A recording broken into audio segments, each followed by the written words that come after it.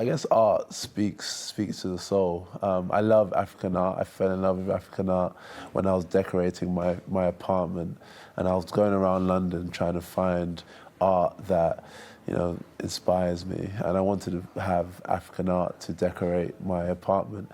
And I went around and I couldn't find any.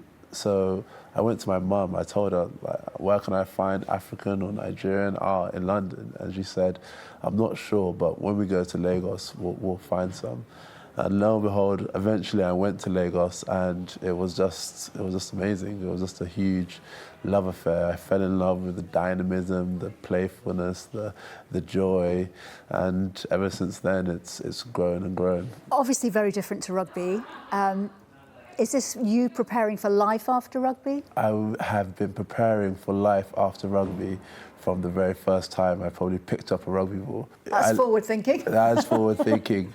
I've always known, rugby is a finite career. I will probably play for another 5 to 6 or so years, and all of this type of things are things that I want to pursue and dig into post career. You captained England for the first time in the Six Nations this season. How was that as an experience? It was an amazing experience. I felt very fortunate and privileged to be asked to do the role.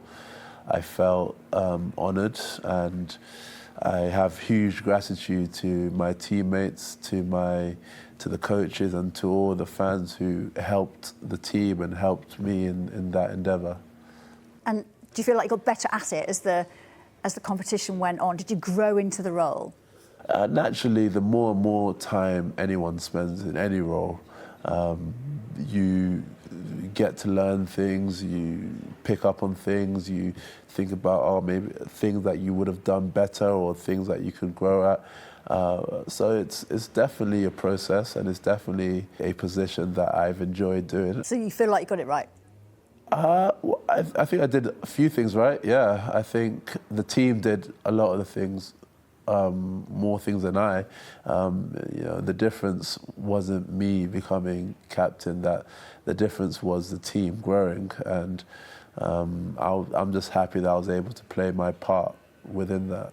Now, I know you can't talk about this, but the Lions squad is announced next week, and you are tipped to be the captain of that squad. I mean, what would that mean to be named captain? I mean, how important a role is that in a rugby player's life, were you to get it?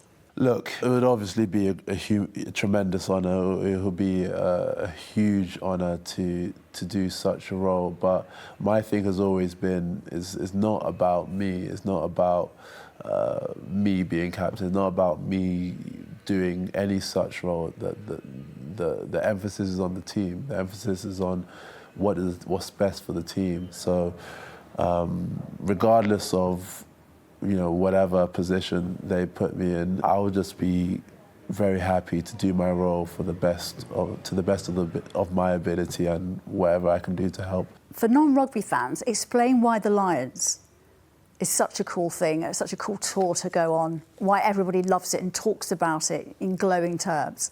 Yeah, it's amazing. I've been fortunate enough to be on 2 Lions tours, and it's basically an all-star team of the British and Irish region. You have the best players, pretty much the best players in the Six Nations, all come together, all competing, all bringing their panache and special things about their culture to one team. And is it quite weird at the beginning when you're all getting together, because you compete against each other a lot of the time, and you've all got to come together and be a unit? I think people look for it. Appears to be strange, but it actually works because people go there and they give all of themselves to it, and that's the special thing about the Lions. People go there and they leave their ego at the door and give everything they can for that jersey, for that famous red jersey, and it's because of that it's so special.